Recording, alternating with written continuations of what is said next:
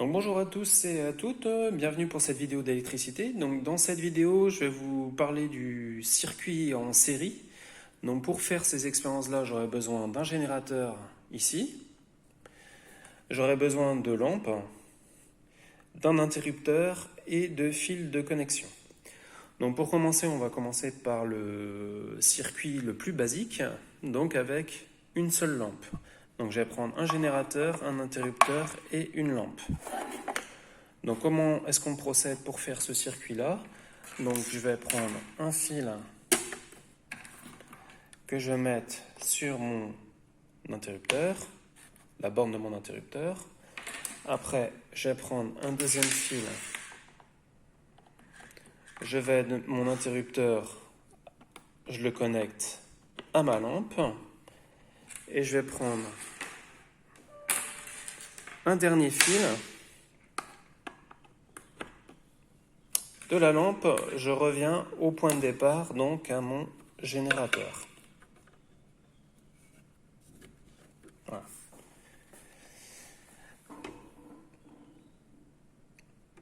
Je mets l'alimentation du générateur sous tension. Si mon interrupteur est ouvert, le courant ne passe pas, la lampe est éteinte. Si mon interrupteur est fermé, le courant passe, ma lampe brille.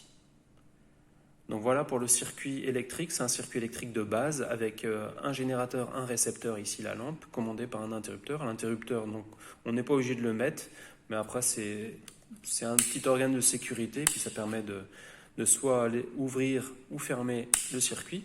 Là on ouvre le circuit, là on ferme le circuit. Donc là on va faire la même chose cette fois-ci avec deux lampes.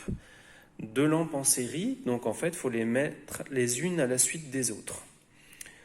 Donc pour cela, en fait, il suffit d'enlever ce fil-là.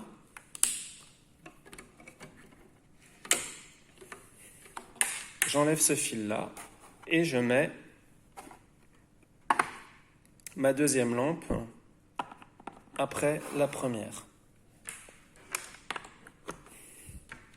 Voilà. Et je reviens, ma deuxième lampe, je reviens au point de départ, donc à mon générateur. Voilà. Donc là, je ferme mon circuit. Là, on voit qu'il y a beaucoup moins de lumière. Les ampoules éclairent plus faiblement. Donc il y a celle-ci, c'est assez correct. Celle-ci, c'est un petit peu rouge. On voit celle-ci un peu mieux que l'autre parce qu'elles n'ont pas la même puissance. Donc là, qu'est-ce qu'on remarque? Donc le fait déjà, circuit en série, les récepteurs sont les uns à la suite des autres. Et là, qu'est-ce qu'on constate aussi? Donc déjà que les lumières éclairent plus faiblement. Le courant, il est moins important. Et là, si on dévisse cette lampe-là, en fait, ça éteint l'autre. Je fais la même chose ici. Si j'éteins la deuxième, ça éteint la première. Donc en fait, dès qu'il y a une panne à un endroit, la panne se répercute sur l'autre endroit. Voilà. Donc maintenant, on va faire la même chose cette fois-ci avec une lampe encore en plus. Donc on aura trois lampes en série. Donc là, je prends ma troisième lampe, ici. Donc il suffit de raccorder la lampe 2 à la lampe 3. Et la lampe 3, on revient au point de départ. Donc le point de départ, ici, le générateur. Donc de la lampe 3, on retourne au générateur. Voilà, donc là c'est pareil. Donc mes trois lampes sont en série, circuit série. Les lampes éclairent faiblement. Et le courant, donc il est faible.